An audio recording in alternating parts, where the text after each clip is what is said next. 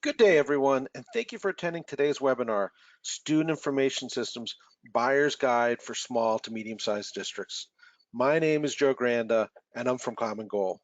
I'll be the host of today's webinar.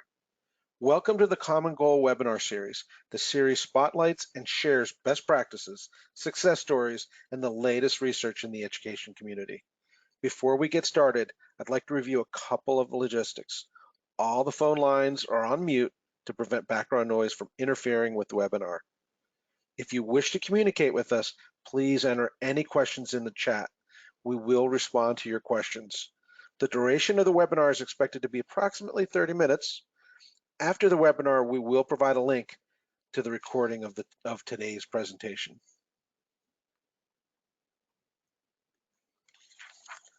Now let's kick off today's webinar, Student Information System Buyer's Guide for Small to Medium-Sized Districts.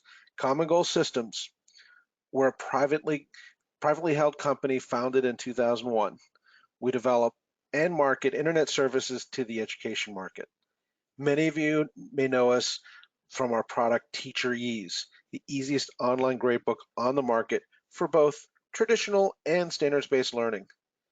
We also provide School Insight. School Insight's an easy web-based student management software system to run your school efficiently and affordably. So how do you choose? One size does not fit all school districts. You want to find a SIS designed specifically for smaller districts and non-public schools. And you want to make sure that you're keeping in mind you have limited staff resources and budgets. The SIS vendor should also be experienced at migrating data from previous sources and systems. Now, that kind of goes without saying, but I wanted to make sure that you keep that in mind. Today's presentation, we're going to focus on specifics, though, on what is it that you're going to need for a small to medium-sized school district or private school. So let's get into the numbers. 70% of the students in the US are at large school districts. That means it's defined at 5,000 students or more in a district are a large school district. And since most SIS vendors, they price their solution based on the number of students, they're going to focus where the big money is, right? That 70% of the market, they're going to be in the big deals. It's the lion's share of their attention is going to go for the large districts. So most of the SIS vendors, what are they going to do? They're going to build solutions that make sense for the large district that deal with larger scale issues and infrastructure needs. The large district, they can afford larger staffs because they've got economies of scale. That means they're going to have larger administrative staffs as well as IT teams because they're going to be able to have the ability to then handle any of their wrinkles, and they're going to do more coding to deal with those wrinkles. They love to code. Therefore, it only makes sense for most SIS vendors to focus on large school districts, following the big deals, and wanting to deal with things that are big, broad, and complicated solutions. However, there's a caveat, right? 86% of the school districts out there have under 5,000 students enrolled. 47% are under 1,000 students enrolled.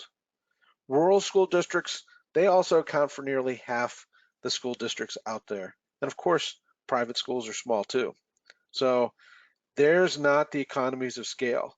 So how you approach things are going to be different. So what we'll do today to help address the 86% of you that are out there on what are some of the recommendations that you might be thinking about that aren't dealing with these having to have lots of people to do lots of coding. So let's start with the Goldilocks principle. Large school districts are complex and they have overhead and have got they're bloated with SIS functionality just not needed by smaller districts. You want to be like Goldilocks. Define the solution that gives the right amount of functionality and allows you to easily add the modules that you need. A SIS that includes the essentials at no extra cost are going to be where you're going to want to start, right? So things like having your student demographics handy, making sure it's easy to find that contact information, being able to take attendance, whether it's daily or by period. Basic scheduling is going to be critical. Grade reporting, of course, you're going to want to have a great grade book and report cards and transcripts. And reporting tools, having the reporting tools, things like having pre-built reports that are available, but also custom reports, and having pre-built state reports right out of the box. And of course, having tuition and fees. All of these things, I see them as table stakes. You should be, base, the basic pieces that you're going to want to have to run your school. Doesn't need to be complicated. What it needs to do is to make you more efficient with your administrators and with your teachers. Because then you're going to add as many modules as you need, right? Health module or discipline module, lunch and online registration, etc. Get the things that you need. And as I said earlier, find a SIS solution that you pick any module that you want. You have it like a Chinese menu. You should be able to tailor a solution without it being expensive or overwhelming. The next consideration is to make it easy to learn and use to help retain your staff. High teacher turnover, or commonly called churn, undermines student achievement and consumes valuable staff time and resources. It also contributes to teacher shortages throughout the country, as roughly 6 out of 10 new teachers hired each year are replacing colleagues who left the classroom before retirement. So people typically think that it's retirement that's the big issue. Actually, more people are leaving due to dissatisfaction. Turnover rates vary by school district, with those in rural and urban settings or those that serve high percentage of students in poverty experience the highest rates. So let's talk about the cost of the turnover. If you had, say, 10 teachers leave your district, the cost of turnover, according to research, would be between $90,000 and $210,000. It's quite a big sum to hit your budget. SIS software should improve the teacher's quality of life with less clerical work, as well as make the administrative team effective. That means it should be easy to use for all, not just IT staffs. Large district features should be stripped out so it's simple to learn. This shortens the learning curve so users can then become productive quickly and, of course, be more satisfied. The next consideration should be about finding ways to avoid the necessity of coding. You want the administration of the SIS to be straightforward enough that you won't need that large IT staff to code, and that way they can configure and maintain the system. Large districts, they have big IT teams. You know what? Smaller districts just don't have the luxury to employ a large IT team. Look for a SIS that is configurable. That's the word you want to be looking for, configurable, with an intuitive self-service administration that doesn't require any programming. This helps you avoid expensive customization, large IT staffs, and make sure that you don't incur costly consulting fees.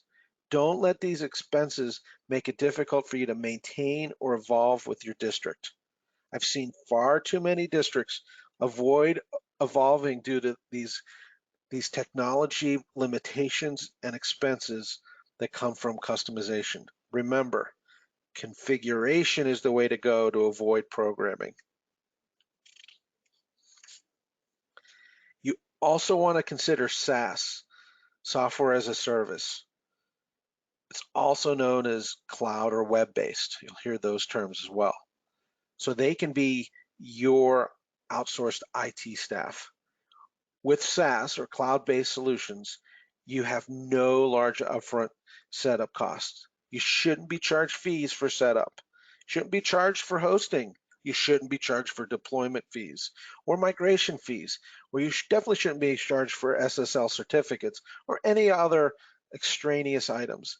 It should be included. It should all be included right in your annual SaaS cloud subscription. If they're charging you all these little fees, you know what? They're not really a SaaS company. They're just trying to milk you for every penny that you've got, okay? The pay as you go SaaS model gives you the added benefit of a predictable subscription rate that fits into the yearly budget compared to the cost of buying software internally. Because when you buy software and manage it internally, what are you doing? You have to buy the hardware that goes with it. You have to manage your upgrades. You have to ensure the data is backed up and it's secure. And of course, there's other issues that you're going to run into in managing your own instances. This is especially valuable when your staff must be jack of all trades. Subscriptions should be affordable for small and medium-sized school districts, so you should never need to float a bond or run a fundraiser to pay for it. Easy data entry by office staff is also a valuable consideration for evaluating student information systems. At the smaller districts, there typically is a very small administrative staff structure. For instance, in rural districts, the superintendent can be the only administrator and the only chief executive in the community, managing potentially the largest employer base in the community. Folks can take on many roles, must be jack of all trades, as I mentioned earlier. So for example, I met a business manager. That person ran the finance and the IT, and of course, they ran groundskeeping, jack of all trades. So since data entry is a concern for the office staff who do wear many hats, you should look to a system designed for smaller districts that allow for easy entry and easy retrieval of data. You will have the data to evaluate your programs, because with that data, you can then make informed decisions on achievement of different groups of students. Plus, we're going to help you save time, right? Save time for office staff to pay more attention to many other important tasks. Do more with less. Customer support should also be on your radar of considerations. You don't deserve to be neglected if you're not a large school district. The vendor should help users through training and mentoring to gain good product knowledge and self-sufficiency. Vendors that provide unlimited support for any user, including all the teachers and administrators, show their commitment to customer satisfaction. I see other vendors putting out these gate restricted uh, support programs, and it makes it difficult for people to get any kind of support, and it really make it difficult to work with, right? You should be able to call at any time or send an email to a technical services team and actually get a personal response to address your immediate needs, not some bot that comes back with an FAQ that may or may not answer the question that you're looking for. It can feel very impersonal at times. And you know what? We're talking about teachers and administrators working in schools. This is a very personal uh, organization. We're serving our students, and so we want to provide personal support the same way that schools provide the very personal support to their students. Moreover, products should be designed to be easy to use, resulting in a lower volume of support requests. So if it's easy, you won't have to call. That's a hope, right?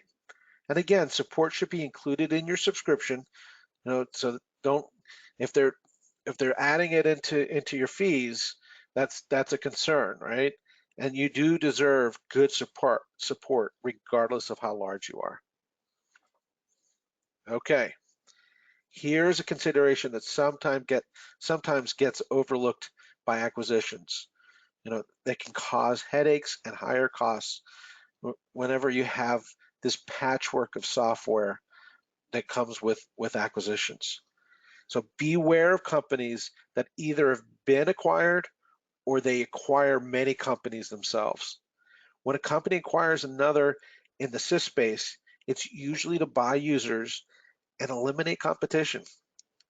These companies then have to make sure they make their money back. In fact, lower competition and payback requirements leads to increased prices to the school district. Another funny side effect of acquisitions is what I call diseconomies of scale. It's the exact opposite of what you expect with economies of scale. As you get bigger, economies of scale allow you to spread cost over more users. However, with diseconomies of scale, you end up having to support multiple SIS platforms. This leads to higher development costs and also higher support costs for that SIS vendor that's acquired. Thus, what is that acquiring SIS vendor going to do? They're going to push hard, really hard, to get their acquired clients to move to their core platform as soon as they possibly can. And they're going to charge you for migrating, right? So you get this double whammy of getting higher costs for migration and at the same time higher costs for software from these companies. So you want to be taking control. If someone's going to force you to migrate, pick a system that you, that you want. And since the products were developed in separate silos, they're not optimized to work cleanly together. It takes years to untangle the mess and merge code bases. So you want to find someone who develops their code in one place. It's done organically, where everything works together right from the get-go, and are planning out how the system will work and work in tandem. Because you know what happens with these acquired companies? You might see someone that buys 2, 3, 5 companies over a series of years, and guess what? You end up having to log into multiple systems, and you might have data integrity problems. You hear people talk about how, say, their online registration doesn't match up with the data that's in the SIS system itself, and they have a hard time because the two pieces just don't fit. Complacency also can become an issue. Companies become too set in their ways when they feel competition no longer aggressively breathes down their corporate backs. Customer service may suffer as employees feel less of an urgent need to go out of their way to help clients. In the end, school districts pay for their acquisitions in higher costs and headaches for them. Now, seamless integration is also a common consideration we hear from our clients. School districts want to ensure the data is clean and smooth in terms of finding that data within the district. And of course, cost should be reasonable, so you should take advantage of best-in-class tools if desired. You may want to make data available to other systems such as transportation management systems, library management systems, etc.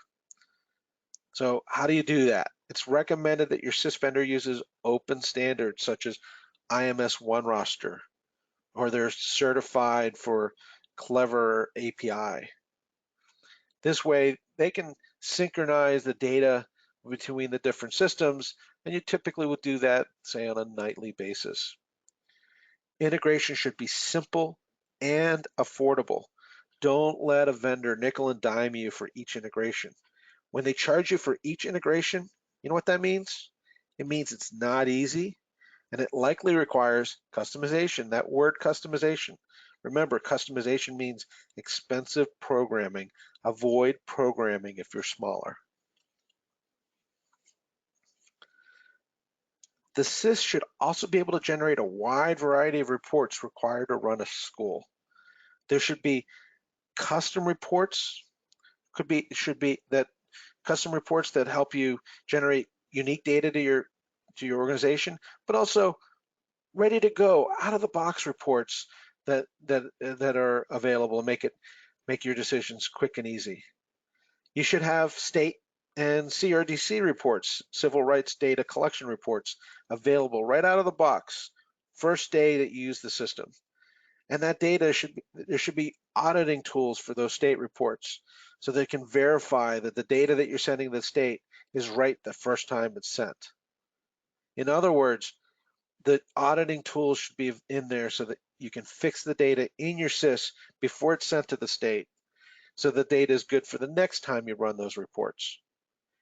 And if you can, your reports should be incorporated in your workflow. It's an oversight with people. What you want to be able to do is run a report, not just to analyze the data, which is important, but also to do something with it.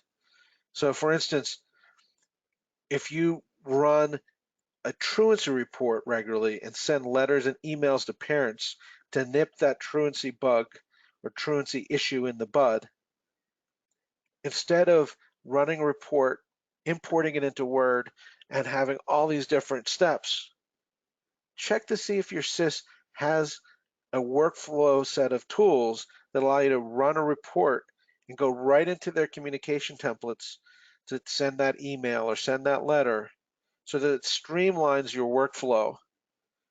And it'll cut your administrative duties in half or more if you integrate it with your workflow.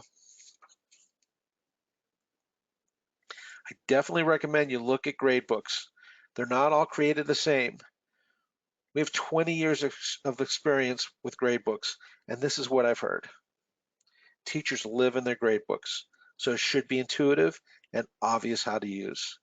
Tools to communicate with parents, such as emails from teachers directly from the gradebook, should be easy, and that's a powerful tool.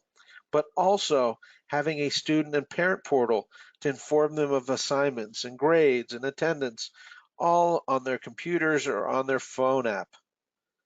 When a parent or student checks grades online, student performance improves dramatically. Here's a cool set of stats. Grades increase 5 to 8%, and missed work drops by 40%, all with that portal tool. This will allow teachers to save time, communicate with parents, and improve student performance. Now, you will want to have both traditional and standards-based grading support as you evolve with your grading practices at your district. So if your district or school either implements or planning to implement standards-based or competency-based education, don't settle for kludgy hacks to the gradebook. It only creates extra work and confusion, which results in teacher and family dissatisfaction. Many failed implementations are due to using the wrong standards-based learning technology. The best standards-based learning technology are designed specifically for standards-based learning. One way to do that is have a separate standards-based learning gradebook instead of trying to bolt on features to the existing traditional gradebook. Here's another consideration you may have missed or just didn't know it was possible regarding Google Classroom. Smaller school districts, they've got to find affordable solutions. Google Classroom, it's free. It's a free learning management system. Therefore, it's pretty popular among smaller school districts or even across the board. We see over 80% of our clients are using Google Classroom. Now, what you want to do is find a gradebook that automatically imports scores right from Google Classroom to eliminate double data entry or forgetting to move scores into the gradebook. You can find systems that link in Google Classroom to your gradebook. No more giving a pin to a student and having them manually add or join the class. Best-in-class SIS systems automatically push the students right into Google Classroom rosters. And these systems can also automatically pull assignments and scores from Google Classroom into the gradebook, regardless if they're traditional or standards aligned. Finally, there are plenty of modules you may want to consider. I won't get into them all, but a popular one is financial management. For smaller school districts, providing adequate and high quality education with limited revenue and cash flow, it can be a daunting task. Moreover, the school district potentially is the largest employer in the community. And of course, school administrators are experts in education who must learn how to become good financial managers.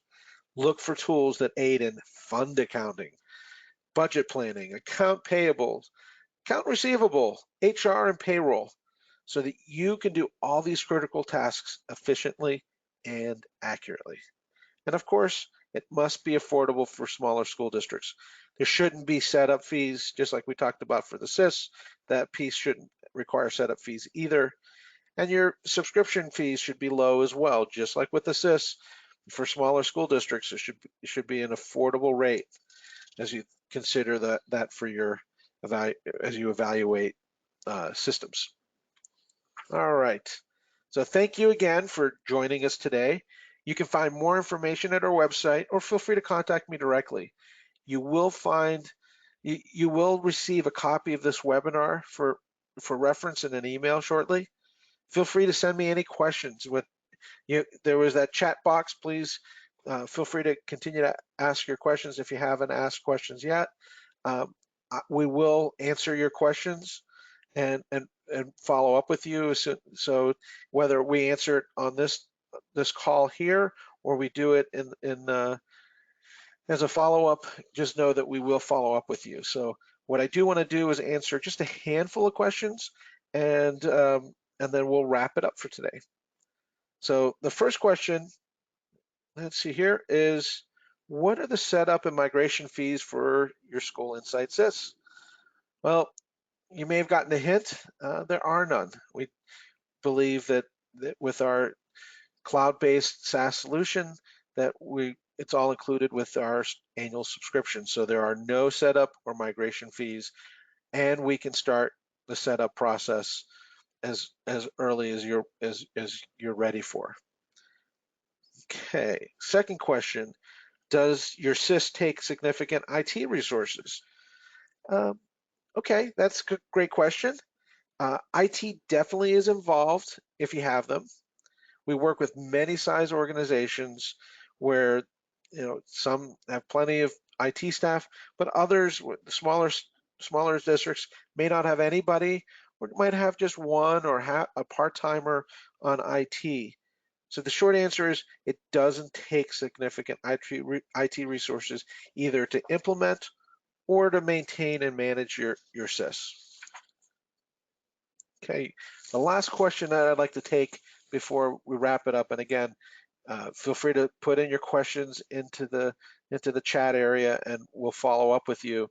But my last question is, how do I get a demo? And that's pretty easy. One of our representatives can either visit you in person. We're we're big on personal touch. We want to get to know you and understand what your specific needs are at your school. So we can come out to see you, or we can provide an online virtual webinar just like we did here, but it'll be specific to you, it'll be interactive, and you'll be able to ask a lot more questions as part of that. Myself, personally, I'm responsible for all of Northern Illinois, which is where we're headquartered and outside of Chicago. So I'm an easy drive to any of those schools in Northern Illinois. I'm also responsible for schools in New England, where it's kind of like my home away from home.